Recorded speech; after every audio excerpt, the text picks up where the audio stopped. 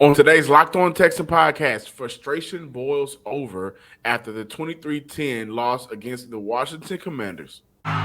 You are Locked On Texans, your daily Houston Texans podcast, part of the Locked On Podcast Network, your team every day.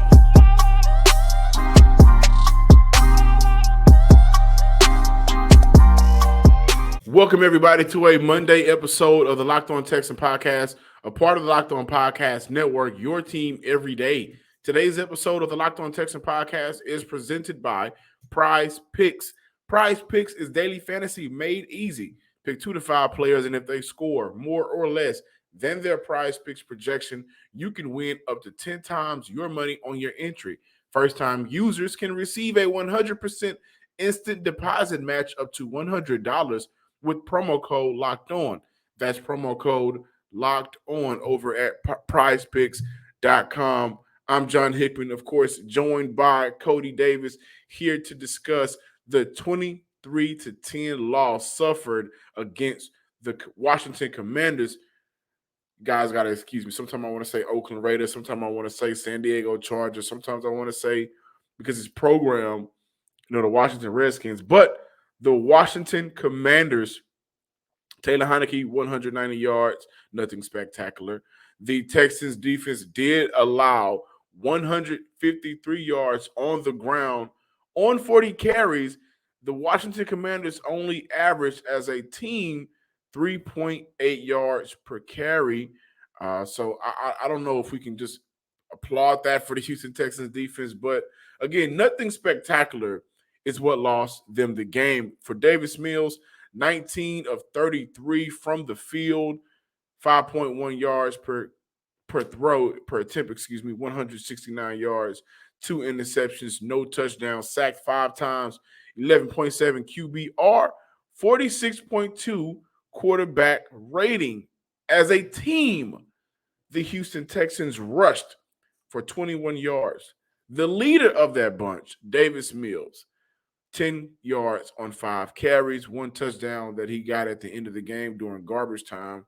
Dameon Pierce, who I understand why they stopped giving him those running opportunities, 10 carries, 8 yards on the day. Brandon Cooks led the way for the receivers, 3 catches, 70 yards. But when I look at this team, Cody, and what really affected the Houston Texans, it was exactly what I feared. Jonathan Allen had an amazing day. When I look at Jonathan Allen, 3 tackles, 2 sacks, 2 tackles for losses. 3 tackles for losses along with 2 sacks. Montez Sweat, 2 sacks. Deron Payne, 1 sack. Casey Toohill, 2 tackles for losses. And there's a couple of other guys that got involved for the Commanders defensively. For the Houston Texans, 2 of 13 on third downs. They were 4-4 on fourth down, so I commend them for trying to be aggressive and competitive and move the chains whenever it was difficult for them to do so. 54 total plays for the Houston Texans, 148 yards, 2.7 yards per play. As I mentioned, 2 penalties for the Houston Texans, both of which on Kion Green, I believe, if I remember correctly. 2 turnovers, 25 minutes time of possession. The sentence that I would say, or my biggest takeaway, 100 yards came during the midway point of the fourth quarter, and the rookie wall for Kion Green. Kion Green didn't hit the rookie wall. The rookie wall hit Kion Green. That is how much of a difficult and bad day the young man had. This isn't going to be a show that's going to bash him and accuse him of being a mistake or accuse general manager Nick Caserio of drafting him as a mistake. He is young. These are some of his issues in the passing sets that he had a problem with coming out of college, right? We've known him to be the run guy. However, this was one of those days where you're going to look back, if you're Kion Green, you're going to look back directly at this game and use that moment as a stepping stone and a lesson to get better, because I want to say 3 of those sacks was on Kion Green, a couple of holding calls. He just had an abysmal day. Yeah, Kion Green had an awful day. But John, I'm like you mentioned, I'm not about to sit here and bash Kion Green. It was terrible by far. But at the end of the day, you have to keep in mind that this is a rookie, and you also have to keep in mind that this is probably one of the hardest stretches that he's going to have to go through throughout his Absolutely. entire career, because you went through some of the best defensive line units over the last couple of weeks, and then on Sunday you went up against the best version of the defensive line unit. But I do want to shine some light on Kion Green and say this. Kion Green, his struggles also show his value to this organization. Because John, what is the one attribute that I have been talking about the most every time since I talk about Kion Green? His run blocking. And it just so happens that not only did Kion Green have the worst day of his young career, but Dameon Pierce as well. 8 yards on 10 carries. We all know Dameon Pierce is better than that. But like I mentioned, when Kion Green got hurt in training camp, like I mentioned during preseason, like I mentioned through the first couple of games of the regular season, remember I said Dameon Pierce is gonna go as far as Kion Green is going to be able to help that offensive line. And when you take a look at the struggles that he had on yesterday, that also hindered Dameon Pierce as well. John, I understand that he had a terrible day, but like I just mentioned, this is a rookie. And like I mentioned on last week, I'm glad that he's going through this now, because he's going to learn from it. And not only is he going to learn from it, he's going to get better from it. And if he gets better from it, that means the offensive line and himself is going to be better. And of course, that's also going to benefit. Dameon Pierce is going to benefit from that as well. However, John, I'm not about to sit here and bash Davis Mills. But what I will say is that game on yesterday did showcase why the Houston Texans really need a dual threat quarterback. Because there were several times when the pocket collapsed. If he was a quarterback who knew how to use his legs, he would still have an opportunity to extend plays. He would still have an opportunity to help the Houston Texans sustain their offensive drives. I get it. The way the offensive line unit played, especially with a young rookie like Kion Green, a lot of quarterbacks was going to struggle. But once again, if you had a quarterback who's the prototypical dual threat quarterback in 2022, hopefully they get one in 2023. But I'm looking at that from a standpoint of it doesn't matter who's on your offensive line unit. As a quarterback, as a leader of the team, you still should have the attribute and the skill set to help your organization move the ball. And I say all that just to say, remember last week when he stood in front of us doing his media availability, talking about how he wants to be aggressive, how he wants to, stop depending on the running so much or whatever the case might be. You see what happens when your team cannot establish the run, right? You struggle and your offense struggles. Davis Mills does not have that in his bag to be the quarterback and say, you know what, my run game isn't giving me anything. Let me take this on my shoulders to make sure that I help this organization as much as possible. You did not get to 100 yards until midway through the fourth quarter. Yes, you can look at his stats and say he almost threw for 200 yards or whatever the case might be, but at the end of the day, majority of those passing yards came in garbage time when the game was already in Washington's hands. I'm sorry. No. The offensive line as a whole had a terrible day. Yeah, they did. Larry Tunsil was bad.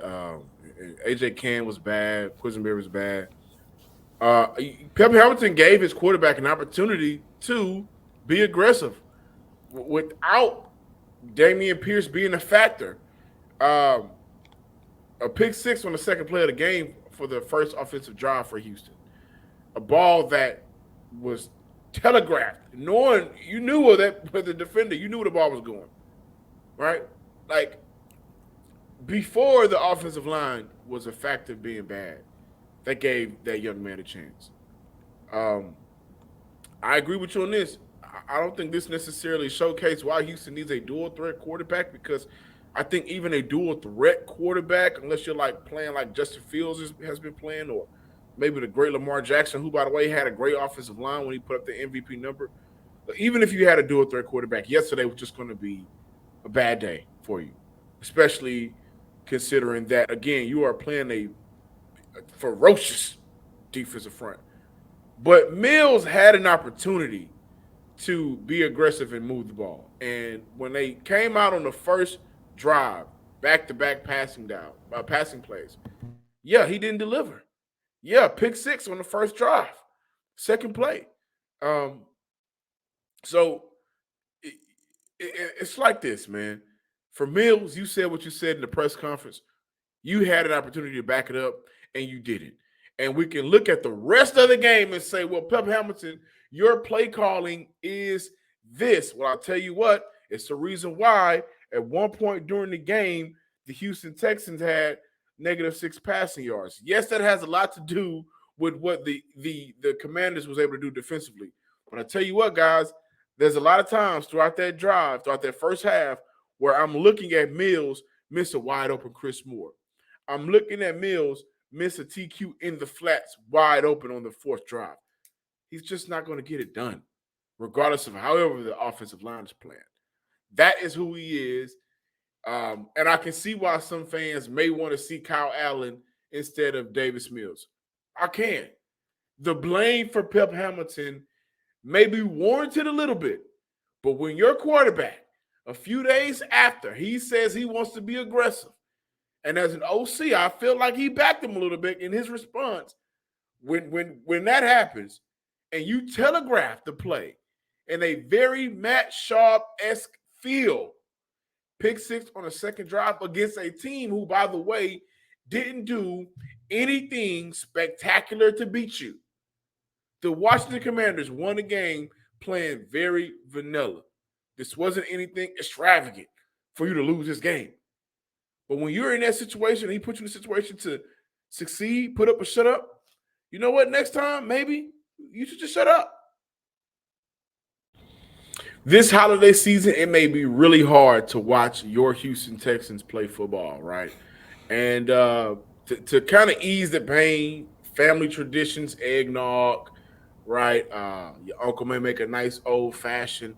But whatever it is you love, you can find over at Total Wine and More. With so many great bottles to choose from, it's easy to find a new favorite Cabernet or Chardonnay or the perfect gifts for everyone on your list with some help from a friendly guide, and all with the confidence of knowing you will find something special for the lowest price. Love what you find only at Total Wine and More. Curbside pickup and delivery available in most areas. Visit TotalWine.com to learn more, drink responsibly, and make sure you're 21 years or older before going into the store. And also, guys, I want to let you guys know about our partners and friends over at Turo. Turo is the world's largest car sharing marketplace. With Turo, you can book any car you want, whether you want it from a community or of a local host, across the US, UK, Canada, and coming soon to Australia. So for all of our partners over in the Aussie, we got some coming for you soon over with the Turo company. So forget those Boeing rental cars. Find a car you want to drive at Turo.com. Welcome back in, ladies and gentlemen, to the Locked On Texan podcast here on Monday, a loss recap game. I don't know how to present it to you. My first game as a credential media was on Sunday. That was great, cold outside, so I made sure I was warm with a jacket on. Got to the stadium. Of course, me and Cody sat by one another, had an opportunity to witness things live view from the aerial view when you're looking over it from the press box. And I gotta say, man, what may have gone unnoticed because of how bad the game was, and at times very unwatchable because of the offense, was the progression for rookie linebacker Christian Harris. There were some moments in the game that I'm pretty sure you guys saw on TV where some guys was able to make catches over Harris, like Logan Thomas, who has some very good hands. The quarterback, the tight end, convert. Shout out to Jeff Driscoll, by the way. We're talking about quarterbacks to tight ends converting. But Christian Harris, 5 tackles, 4 solos, may not blow you away. But overall, man, I thought that some of the things that Christian Harris was able to do really show why I believe the Houston Texans and Lovie Smith and Miles Smith values him as a linebacker. What I saw out of him yesterday, of course, again, as I mentioned, there were some times guys just made plays over his head in the passing game, but there's a lot of plays where his play recognition and his instinct of breaking down a play quickly showed on the field. We'll go back and watch some tape this week and then bring it back up. This week we're going to look at the rookies, Kion Green and Christian Harris, to dive a little bit more into some of the things that either make them bad on Sunday or some of the things that they were good at. But his play recognition for Christian Harris and his play instinct really showed a couple of times throughout that game, just dissecting on the fly, dropping back in coverage after he thought it was a run play, reading the play action. These are some of the things that I believe the Houston Texans have not had at the linebacker position in a very long time. And I know we kind of crap on him here on this show, but Christian Kirksey, I will say this, he had a tackle for loss on Sunday, 7 total tackles, 6 solos. He plays a hell of a lot better when he is playing downhill, where he's just not having to really think too much about the coverage and what he needs to do. Whenever he's being able to flow downfield, attack downfield, at times Christian Kirksey looked very damn good. And I'm glad that you started this segment off talking about the rookie and Christian Harris. I've been impressed by what I've seen by him. And keep in mind, guys, this is a guy who has missed damn near all of training camp, all of preseason, and just about all of the regular season. This is his 3rd, maybe 4th career game. And we are finally starting to see the impact that we wanted to see out of Christian Harris every single time he steps out there on that field. Another rookie that I do want to shine light on. I'm not going to crap on him because, once again, when you take a look at these rookies, we have to give them a year or sometimes even 2 to get accustomed to the NFL level. And a lot of people have been down on Jalen Pitre over the last couple of weeks, but not only is he going through his learning curve, but he is still being productive on the defensive side of the ball. John, as you saw, he dropped not 1, but 2 possible interceptions. Well, I'm going to say 1.5 because the second one, kind of like went through him a little bit. But it was still an interception opportunity. Let me just say that.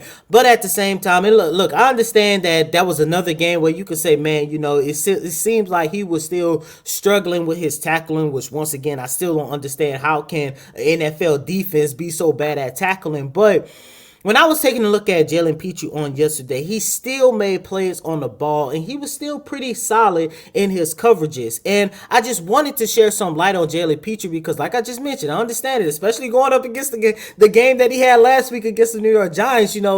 This hasn't been the best version of Jalen Pitre, but what we are seeing are these rookies going through their learning curves. And just like I said about Kion Green in the first segment, I'm going to say it again. The more Jalen Pitre have these learning curves, go through these struggles early, the better his development is going to be, which is going to make this Houston Texans secondary a hell of a lot better moving forward. Speaking of the Houston Texans secondary, I truly do believe that the Texans did miss Derek Stingley Jr. on yesterday. And I understand, and we talk about it here a lot on this show, that how Lovie Smith is basically doing Derek Stingley a disservice by not orchestrating a defensive scheme that is good for his best defensive attribute, which is a one-on-one corner. But at the same time, you saw that the secondary was missing something without Derek Stingley Jr. out there on that field. As you guys know, he missed yesterday's game due to a hamstring injury. Hopefully, he will be back next week when they take on the Miami Dolphins because, boy, with that wide receiver core, they definitely are going to need him. Yeah, I think that game may be the ugliest of the year, if I'm being completely honest.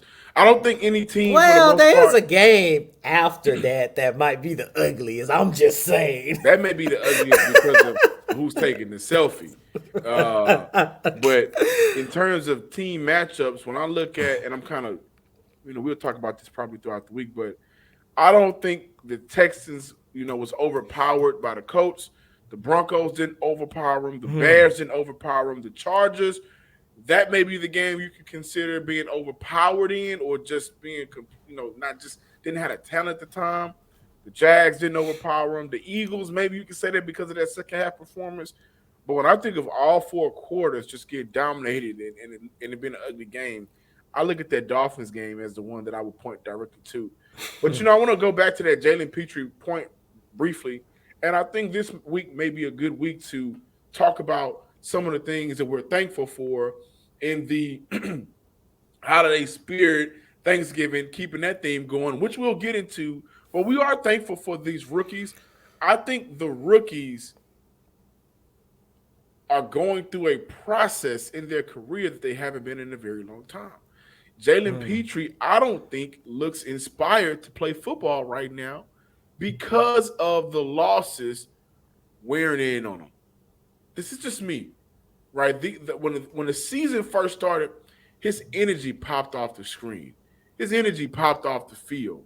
And in the last couple of weeks, the Houston Texans are losing. It's how they've been losing, right? And a lot of that time, the defense is on the field, so his body is getting wear down a little bit, right? The offense hasn't been good or consistently been good throughout four quarters. But when I look at Pitre again, I don't think he's inspired. Honestly, outside of a couple of players here and there, yesterday's performance was very uninspiring from both sides of the ball because – again, this team didn't do anything to necessarily blow you out the water or dominate you. They just came to play football, and the Houston Texans did not look like they came to play football. And I get it. I think that this is one of those moments where you can see coming from winning to losing like this is weighing in on his playing time, his playing ability rather. And that's why I think we've been seeing this type of play from Jalen Pitre. Now, before we move out and close the show, I want to let you guys know that today's episode of the Locked On Texans podcast is presented by Prize Picks. Again, Prize Picks is daily fantasy made easy. Pick 2 to 5 players, and if they score more or less than their Prize Picks projection, you can win up to 10 times your money. Prize Picks offers projections on any sport that you watch, including NFL, NBA, NHL, PGA, college football, men's college basketball, women's college basketball, soccer, WNBA. My point is, whatever sport is out there and active right now, down to cricket, Prize Picks got you where you can bet and entries can be made in 60 seconds or less. It's that easy, safe and fast withdrawals, currently operational in over 30 states and Canada. So, what you do, download the Prize Picks app on your phone or go to prizepicks.com to sign up and play daily fantasy sports. First-time users can receive a 100% instant deposit match up to $100 with promo code Locked On. If you deposit $100, Prize Picks will give you $100. If you deposit $50, they'll give you $50. Don't forget to use promo code Locked On as sign up for an instant deposit match up to $100. Thanks for making Locked On Texans your first listen. For your next listen, check out Locked On Sports Today podcast, the biggest stories of the day, plus instant reactions, big game recaps, and the take of the day. Available on the Odyssey app, YouTube, or wherever you get your podcast. I opened the show by saying frustration boiled over. Well, I'll tell you why. Davis Mills at one point during the game, 6 of 9 for 22 yards, 1 interception, sacked 3 times, 30.6 passer rating, right? He ended the game with 19 of 33, 169 yards, no touchdown, 2 interceptions. As I mentioned, 5 sacks, 46.2 passer rating. The frustration boiled over between Brian T. Smith and head coach Lovie Smith. And in the past couple of weeks, we've seen the fans' reactions to keeping Davis Mills in. We've seen the media reaction to keeping Davis Mills in. And then on yesterday, we saw the reaction to keeping Kion Green in, who, by by far, who, by the way, had by far his worst game of his young career. But that frustration from Lovie Smith boiled over in yesterday's press conference. And I got to say, man, listen, and I can't wait for you to, talk about this, but briefly, I believe that Davis Mills should not be pulled if he's healthy enough to play. And I will still say, if I'm fair, a part of me still believes that. However, because that is my belief, doesn't make it right. And I can see logically why subbing in Kyle Allen makes sense. I can't see logically subbing in any McCray for Kion Green because I genuinely believe nothing is going to change, and it may get worse if you sub in McCray for Kion Green. But you don't know what you're going to get out of Kyle Allen in this offense in a regular season game because if we go back to the preseason games, well, at times Kyle Allen looked better than Davis Mills. And I can see why fans, media members, may want to see a change at quarterback. It makes sense. Unless the plan is continue to do what you're doing so we can lock in and secure that number 1 overall pick. By the way, the Browns lost on Sunday as well, so those first 2-round picks are looking even better and sexier. The Texans' first 2-round picks is like a Dr. Miami BBL right now, I'll tell you that. But overall, it makes sense. It is a logical question. That question should have been asked because how bad Davis Mills has been playing. I respect it. And I think that how Lovie Smith handled it, I can't be mad at how he handled it because from what I've been told, Cody, you were there, he made it clear there was not going to be a change at quarterback, but there should be some clarification on why. Because your starting quarterback as of right now looks abysmal, looks lost, and at times looks clueless of what's supposed to be going on the field for a starting NFL quarterback. It makes 100% sense as to why they won't change quarterbacks. John, the Houston Texans are 1-8-1. The season is lost. The season is over. And I don't think a quarterback change is going to benefit. I don't think the Houston Texans are going to benefit from a quarterback change because, yes, you could say the whole, well, if Kyle Allen was the quarterback, they could win 3-4 more games. Well, look, and I'm not the one that believes that a franchise tanks on purpose or whatever the case might be, but then you're going to jeopardize your opportunity. Look, that's why I say I don't believe. I would hate to believe that these franchises, look, I know it happens, but I just hate it for the players because these are guys who are putting their bodies and their lives on the line with every single snaps, and you doing it just because, your organization is tanking or whatever the case might be. But I say all that just to say, everything that the Houston Texans are doing from here on out is all about the future. That's why you and I had that conversation last week talking about, who are some of the young players that we want to see the Houston Texans play more so to finish out the season to see whether or not they could be a foundational piece for this organization moving forward. But John, even if Kyle Allen goes in and be the starting quarterback, I don't think he's going to give the dynamic change that his organization needed because look, the Texans play awful on the offensive side of the ball. They had a subpar performance on the defensive side of the ball, and that's been something that we have talked about a lot here on this show. But there's one thing I see a lot of people talk about, and I noticed that from the very opening snap.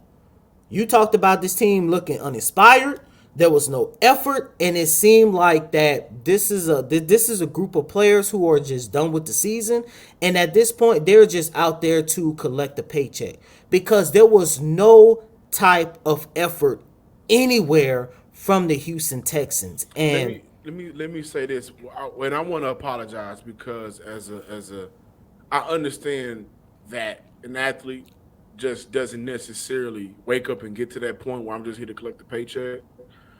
And I think that we are disrespecting their will and want to play the game.